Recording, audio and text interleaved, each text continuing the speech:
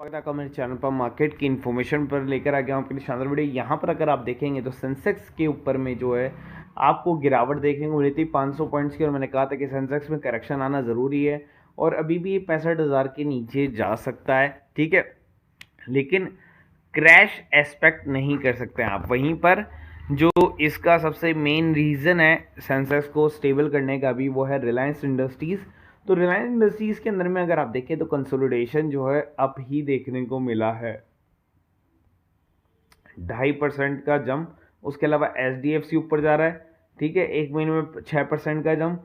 तो क्यों एच और ये जो दोनों बड़े स्टॉक्स हैं ये ऊपर लेकर जा रहे हैं। लेकिन आज हमारा जो मेन मुद्दा है वो है रिलायंस इंडस्ट्रीज़ का डीमर्जर। अब देखिए डीमर्जर कब हो रहा है, ठीक है, उससे आपको क्या फ़ायदा होगा, रिलायंस को क्या फ़ायदा होगा, ठीक है, और कब आपको शेयर मिलेंगे और किस रेशियो में शेयर मिलेंगे, उस सब के बारे में बात करता है। चलिए आगे चलते हैं और सीधा चलते हैं उस स्लाइड पर जहाँ पर ये सारी चीज़ें मौजूद है। तो यहाँ पर डीमर्जर एक्टिव मोड में जो है रिलायंस आपको देखने को मिल रहा है, ठीक है। और इन्होंने घोषणा कर दी है कि रिलायंस स्ट्रेटेजिक इन्वेस्टमेंट लिमिटेड के डीमर्जर से जुड़े रिकॉर्ड डेट का ऐलान जो है इन्होंने फिलहाल कर दिया है रिलायंस इंडस्ट्री लिमिटेड से। अब इसके तहत क्या होगा, नई एक और कंपनी बनेगी, एक और इक्विटी जो है जारी होगी। तो अब क्या होगा कि इसकी जो रिकॉर्ड डेट है ना वो तय की गई है 20 तारीख, मतलब 20 जुलाई, ठीक है।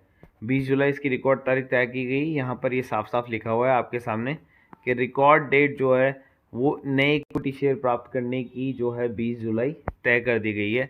अब जब हम आगे चलते हैं तो यहाँ पर रिलायंस ने बताया था कि फाइनेंस से जुड़े वेंचर को RISL में विभाजित कर नाम जियो फाइनेंशियल सर्विसेज के रूप में सूचीबद्ध करने की योजना बना रही है। रिलायंस इंडस्ट्री के पास में 10 रुपये की फेस वैल्यू वाले शेयर हैं, तो मतलब वो अभी तक स्प्लिट नहीं हुए, लेकिन अब वो स्प्लिट हो रहे हैं 1:1 के अंदर में, ठीक है। 1:1 के अंदर में अभी वो स्प्लिट हो रहे हैं यहाँ पर। तो एक शेयर के बदले आपको एक शेयर मिल जाएगा इस डीमर्जर के अंदर में, ठीक है। और RISL ने घोषणा की कि निदेशक मंडल 3 साल की अवधि के लिए प्रबंध निदेशक मुख्य कार्यकारी अधिकारी के रूप में हितेश कुमार सेठिया को नियुक्ति की मंजूरी दे दी इन्होंने। यहाँ पर 6 जुलाई तक 5 साल की अवधि के लिए अतिरिक्त निदेशक के रूप में जो इन्होंने बोर्ड ने मंजूरी आगे वाले लोगों को भी दे दी। अब मैं आपको बता देता हूँ कि यहाँ पर जिन्होंने पहले से रिलायंस के शेयर जो है बाय कर रखे हैं, ठीक है, केवल वही जो है इसको एलिजिबिलिटी के लिए जाएंगे, ठीक है। लेकिन जो लोग नए हैं और बाय करना चाहते हैं वो आफ्टर स्प्लिट भी खरीद सकते हैं या अभी खरीद सकते हैं, और 19 जुलाई को बेचकर, ठीक है, 20 जुलाई को वापस से 1:1 की रेशो में दोनों के शेयर खरीद सकते हैं। डीप में बात करूं तो देखिए कितनी बड़ी कंपनी आपको देखने को मिल रही है, लगभग 17 लाख करोड़ की कंपनी। स्टॉक का पी देखिए बाइंग के रेंज में आ गया है, ठीक है। जैसी करंट प्राइस है वो सीधा बुक वैल्यू के आसपास में आ जाएगा। रिटर्न कैपिटल एम्प्लॉयर इक्विटी चली रहा है और फेस वैल्यू ये रही 10, और डिविडेंड कंपनी थोड़ा बहुत सा दे ही देती है आपको। अब यहाँ पर स्टॉक के ऊपर जाने के भी चांसेस हैं, ठीक है। स्टॉक जो है वो कहाँ तक जा सकता है, स्टॉक जा सकता है ऑलमोस्ट 100 रुपये के आसपास में। अब यहाँ पर हम थोड़ा सा और नज़र आता है इसके बैलेंस शीट की तरफ में। तो बैलेंस शीट आप देखें 14, 15, 14, 15, 20, 18, ठीक है। उसके बाद में 19, 15, 17 और फिर 21। तो ये इसकी बैलेंस शीट आपको देखने को मिल रही है फिलहाल के लिए, जहां पर लास्ट का अगर आप देखेंगे तो एकदम 21,000 के ऊपर चला गया, जो कि सारे क्वार्टर में सबसे ज़्यादा आपको देखने को मिल रहा है। वहीं पर अगर हम दूसरी बारी बात करेंगे नेट प्रॉफिट्स की, तो नेट प्रॉफिट्स के अंदर में भी अगर आप यहाँ पर देखेंगे तो ये रहा नेट प्रॉफिट्स, और नेट प्रॉफिट्स को अगर देखकर चलेंगे तो यहाँ नेट प्रॉफिट के अंदर में भी देखेंगे तो लास्ट वाला जो है वो 74,000 करोड़ का है। तो मतलब क्या है, कंपनी जो है वो काफ़ी अच्छा अर्न कर रही है। अब देखिए रिजर्व एंड बोरोइंग्स को अगर आप देखेंगे यहाँ पर, तो रिजर्व बोरोइंग के अंदर में आप ये पाएंगे कि रिजर्व के अंदर में जो है वो पहले बोरोइंग ज़्यादा हुआ करती थी, फिर उसके बाद में जो है रिजर्व बढ़ते गए बढ़ते गए बढ़ते गए, ठीक है।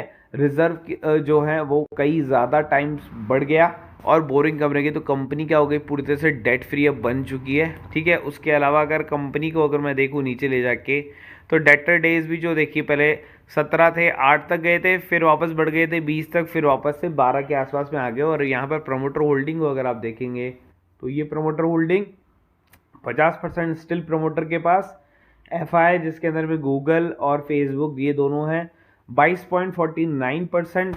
और DI जिसकी हम बात करें, जिन्होंने बड़े बड़े बैंक्स ने, म्यूचुअल फंड ने पैसा लगा रखा है, वो बढ़ गए हैं 16% से। ठीक है, गवर्नमेंट के पास में 0.16 है और पब्लिक के पास में तो कुछ भी नहीं है, 10% है। मतलब हमने इसको 10% से होल्ड कर रखा है। तो फिलहाल के लिए कंपनी को अगर आप लॉन्ग टर्म के लिए भी देख रहे हैं तो भी काफ़ी अच्छा है और बहुत ही जल्दी और एक मिनिमम टाइम के अंदर में जो है ये अपना लक्ष्य हासिल कर लेगी।